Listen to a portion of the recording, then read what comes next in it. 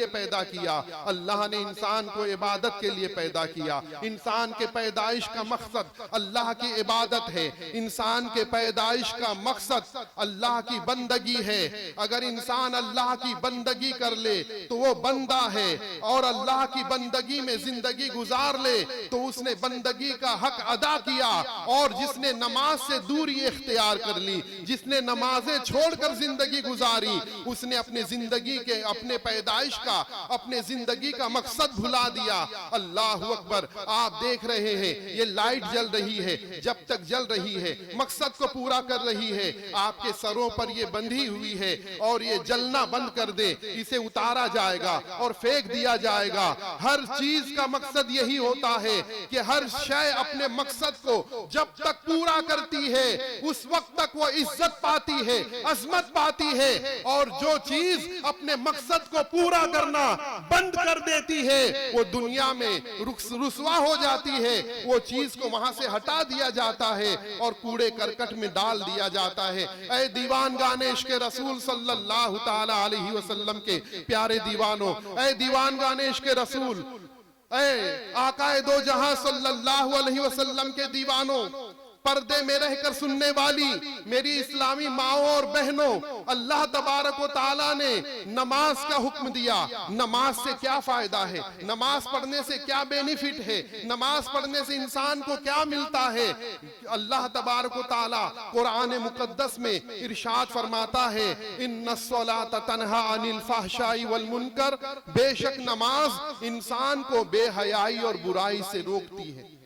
मेरे प्यारे आका अलैहिस्सलाम के प्यारे दीवानों, आज के जमाने में सबसे बड़ी फिक्र यही है इंसान की।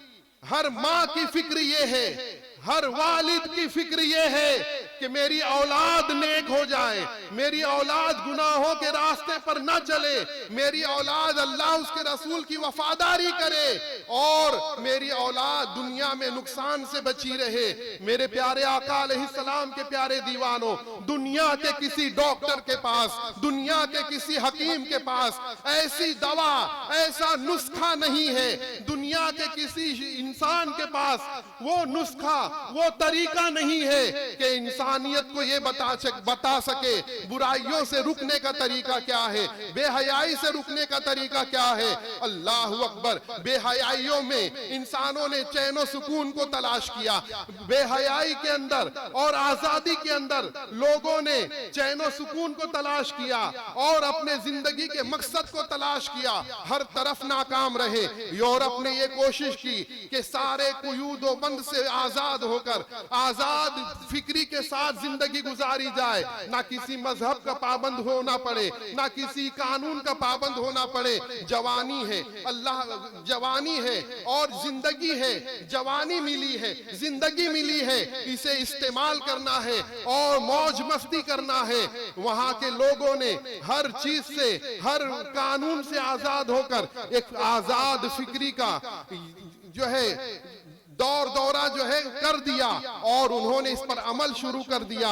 जवानी के लिए, जवानी के इंजॉय के लिए उन्होंने हर वो बुरा रास्ता अपनाया जो अपनाया जा सकता है। लेकिन उसके बाद उन्होंने देखा चैनो सुकून नहीं मिल रहा है। चैनो सुकून के लिए उसके बाद उन्होंने ये किया कि हिप्पी इज्म को अपनाया। हिप्पी सिर्फ बाल बढ़ाने का नाम नहीं, एक नौजवानों का तबका ऐसा था और एक ग्रुप ऐसा था, वो चैनो सुकून की तलाश में घर को छोड़कर, अपने इलाके को छोड़कर, खानदान वालों को छोड़कर वो निकल पड़ता था और मुसाफिर और सहराओं में शहर शहर गुजरता जाता और किसी रिश्ते के बगैर, किसी रिश्तेदारी के बगैर, किसी मकसद के बगैर दुनिया में जिंदगी गुजारने लगा। सब कुछ छोड़ने के बाद भी उसे चैनो सुकून ना मिला तो वो नौजवान अब इस्लाम की तरफ आ रहे हैं। वो नौजवान जब इस्लाम पेश किया जाता है,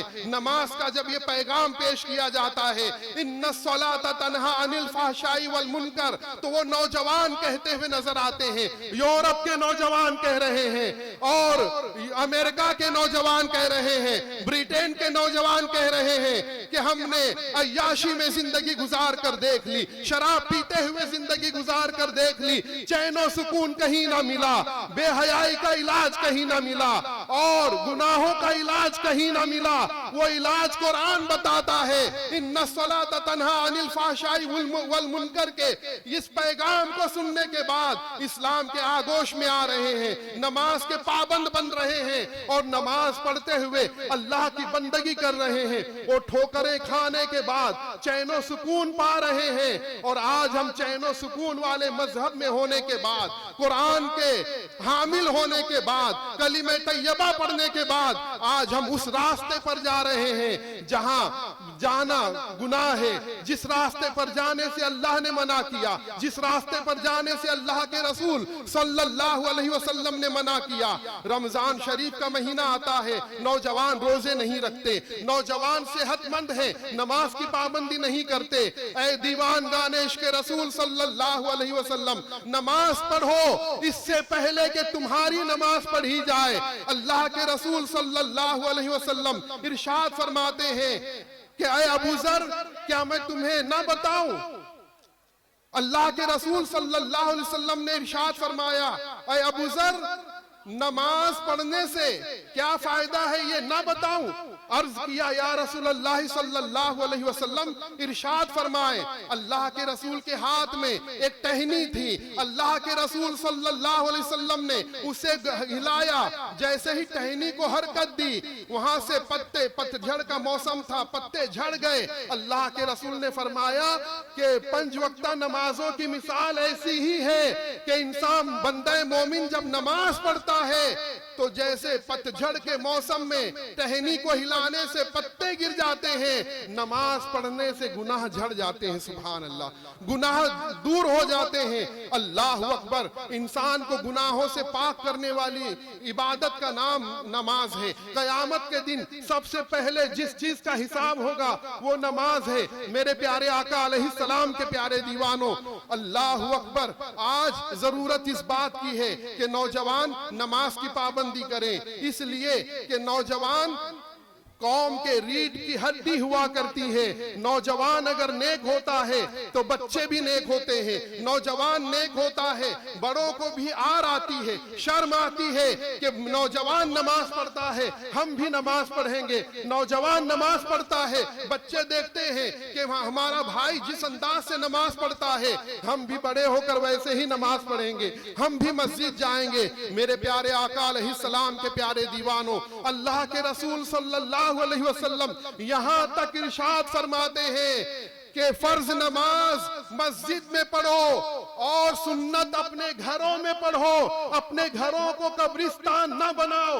मालूम यह हुआ जहां नमाज पढ़ी जाती है वो घर है, जहां नमाज पढ़ी जाती है वो मस्जिद है, और जहां नमाज नहीं होती वो कब्रिस्तान है। इसलिए कि कब्र में जाने वाले नमाज नहीं पढ़ते, अमल का मौका खत्म हो गया। उसी अंदाज से जो जिंदा रहकर नमाज न पढ़े, ऐसा है जैसे कब्रिस्तान में रहने वाला है। जिस घर में नमाज नहीं होती वो घर मिसले कब्रिस्तान के है। अल्लाह के रसूल ने फरमाया कि फर्ज मस्जिद में पढ़ो, सुन्नत अपने घरों में। लेकिन बाद के जमाने में देखा गया कि लोग सुन्नतें पढ़ने में कोताही करने लगे। मस्जिद से फर्ज पढ़कर घर आने के बाद सुन्नतें पढ़ने में कोताही होने लगी, तो फुकहा ने ये हुक्म दिया कि अब पूरी नमाज मस्जिद में पढ़ी जाए और वित्र और सुन्नतें मस्जिद में अदा कर दी जाए। जिसके अंदर आज भी ये ताकत हो, आज भी ये ताकत हो कि वो घर में आकर सुन्नतों को अदा कर सकता है, वित्र अदा कर सकता है, वो करे। हिकमत क्या है इसको समझे। हिकमत ये है कि घर में आने के बाद जब वो नमाज पढ़ेगा, उसका बेटा देखेगा नमाज पढ़ रहे हैं वालिद, नमाज सीखेगा। माँ नमाज पढ़ेगी तो देखेंगे, बच्ची देखेगी कि मेरी माँ नमाज पढ़ रही है, वो भी नमाज की पाबंद होगी, वो भी नमाज का तरीका सीख जाएगी, सजदा करना सीख जाएगी। यहाँ तक के जब वालिद नमाज के लिए सजदे में जाएगा, बच्चा भी सजदे में जाएगा। वालिद का एक सजदा होगा, लेकिन बच्चा उजलत में सर उठाकर देखेगा मेरे वालिद ने सर उठाया है या नहीं। जब देखेगा कि मेरे वालिद ने सर नहीं उठाया है, वो दोबारा सजदे में चला जाएगा। जहां बाप का एक सजदा होगा, वहां औलाद के 2 सजदे अदा होंगे। मेरे प्यारे आका अलैहिस्सलाम के प्यारे दीवानों, वक्त बता देना मुझे, अगर वक्त हो जाए तो मैं अपनी गुफ्तगू को समेटने की कोशिश करूंगा। यहाँ पर्दे में रहकर मेरी माएं और बहनें भी सुन रही हैं। आइए उनके लिए चंद बातें बोलकर मैं अपनी गुफ्तगू को खत्म कर दूं। मेरे प्यारे आका अलैहिस्सलाम के प्यारे दीवानों, ए इस्लाम की मुकद्दस शहजादियों, ये अल्लाह के रसूल ने हुक्म दिया मर्दों को कि घर में जाकर सुन्नत पढ़ें, और आपको हुक्म दिया कि आप अपने घर में नमाज की पाबंदी करें। इसलिए कि आप अपने घर में नमाज की पाबंदी करोगी, आपकी बेटी देखेगी कि माँ नमाज पढ़ रही है। जहां माँ नमाज पढ़ रही है, बेटी भी नमाज का तरीका सीख जाएगी और नमाज की पाबंद होगी। मेरे प्यारे आका अलैहिस्सलाम के प्यारे दीवानों, ऐसी ही एक बच्ची थी, वो नमाज की पाबंद थी। माँ नमाज सिखा चुकी थी, वालिद नमाज पढ़ा करते थे, नेक घराना था। बच्ची का रिश्ता तय हुआ। बच्ची का रिश्ता तय होने के बाद बच्ची को खबर मिली। एक सहेली ने कहा कि सुनती हो, क्या तुम्हें मालूम है तुम्हारा रिश्ता जहां पर किया गया है, वो लड़का कैसा है जानती हो? वो लड़का इस्लाम की पाबंदी नहीं करता और शराब पीता है और गुनाहों में जिंदगी गुजारता है। लड़की ने कहा, तुम सही कह रही हो, लेकिन मुझे अपने आप पर भरोसा है। मैं उस लड़के को नेकियों के रास्ते पर ले आऊंगी। सहेली ने कहा कि ये काम कैसे कर लोगी? उसने कहा कि मैं अपने वालिद की जबान, जो मेरे वालिद जबान दे चुके हैं, मैं उस जबान से अपने वालिद को फिरने नहीं बोलूंगी, बल्कि उस वादे को, उस जबान को पूरा करूंगी और शादी वहीं करूंगी जहां मेरे वालिद ने रिश्ता लगाया है। शादी होती है। शादी होने के बाद दुल्हन घर गई।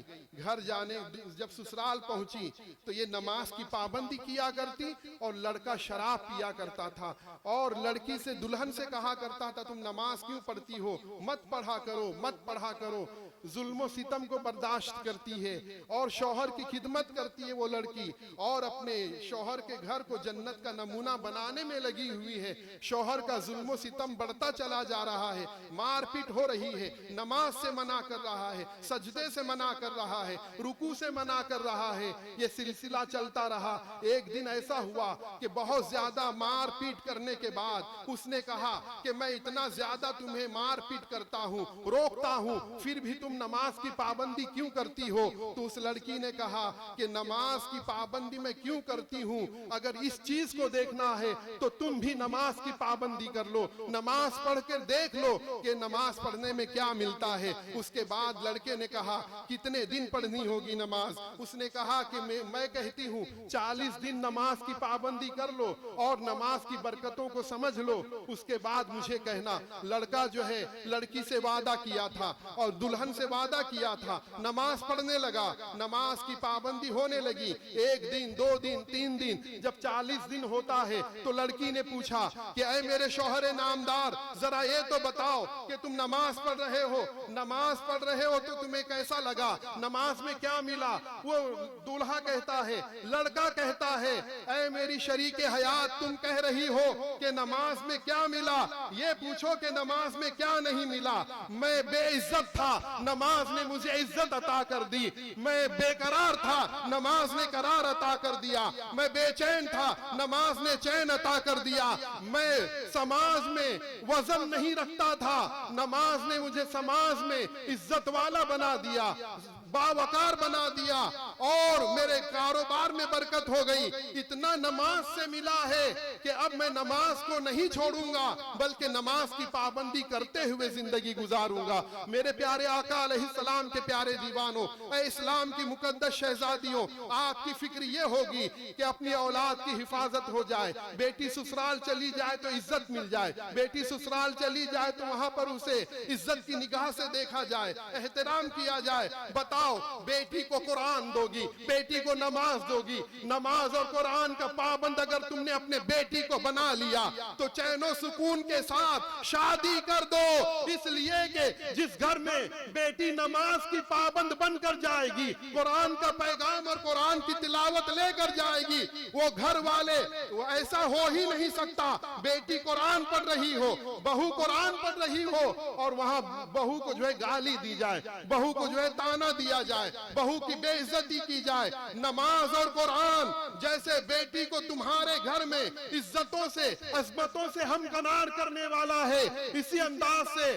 ससुराल बेटी जाएगी तो वहां भी कुरान और नमाज के जरिए बेटी को इज्जत मिलने वाली है, अजमत मिलने वाली है। और कुरान यही कहता है, इन्ना सलात तन्हा अनिल फहशाई वल मुनकर, बेशक नमाज इंसान को बेहयाई और बुराई से रोकती है। बच्ची का भला चाहती हो, नमाज पढ़ो और नमाज पढ़ाओ। ऐ इंसानों, अगर तुम अपने औलाद का भला चाहते हो तो खुद नमाज पढ़ो और अपनी औलाद को नमाज का पाबंद बना लो। बुजुर्गाने दीन ने, पहले की खवातीन ने अपने बच्चों को नमाज का पाबंद बनाने के लिए बहुत मेहनतें की हैं। गौसे आजम की वालिदा नमाज पढ़ने वाली, गरीब नवाज की वालिदा मोहतरमा नमाज पढ़ने वाली, और दाता गंज शकर रहमतुल्लाहि ताला अलैह बाबा फरीद की माँ नमाज पढ़ने वाली, इज्जत वाली जितनी औरतें हैं वो सब नमाज पढ़ने वाली थी, अपने बच्चों को नमाज पढ़ाने वाली थी। बाबा फरीद की माँ ने देखा कि मैं अपने बच्चे को नमाज की तरफ कैसे बुलाऊं, कहा बेटा नमाज पढ़ो। कहा नमाज पढ़ने से क्या मिलेगा,